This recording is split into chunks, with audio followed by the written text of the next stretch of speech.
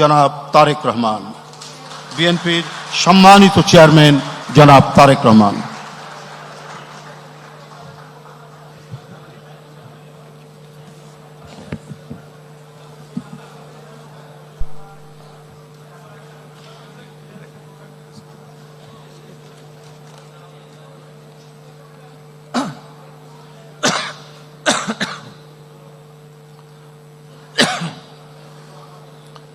বিসমিল্লাহির রহমানির রহিম।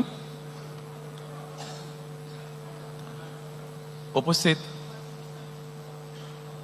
বিভিন্ন রাজনৈতিক দলের সহকর্মীবৃন্দ, উপস্থিত dear dignitaries from different diplomatic missions and UN agencies, উপস্থিত সুধীবৃন্দ, সাংবাদিক ভাইরা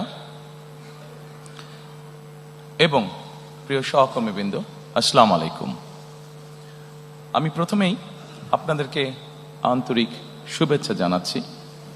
আজকে আমাদের এই অনুষ্ঠানে কষ্ট করে যোগ দেওয়ার জন্য আন্তরিক ধন্যবাদ আপনাদেরকে। আজকে ছুটির দিনে আপনাদের ছুটির যে আমেজটা সেটা হয়তো আমরা একটু বিঘ্ন ঘটিয়েছি, সেই জন্য আমি দুঃখ প্রকাশ করছি। তারপরেও আন্তরিকভাবে ধন্যবাদ।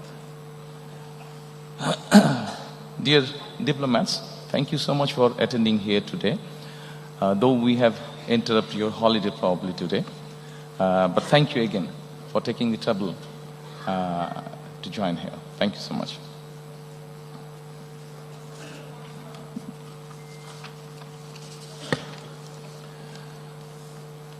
সম্মানিত উপস্থিতিবৃন্দ, আজকে থেকে ৪৭ বছর আগে দেশ এবং জনগণের প্রয়োজনে বাংলাদেশ জাতীয়তাবাদী দলের জন্ম হয়েছিল।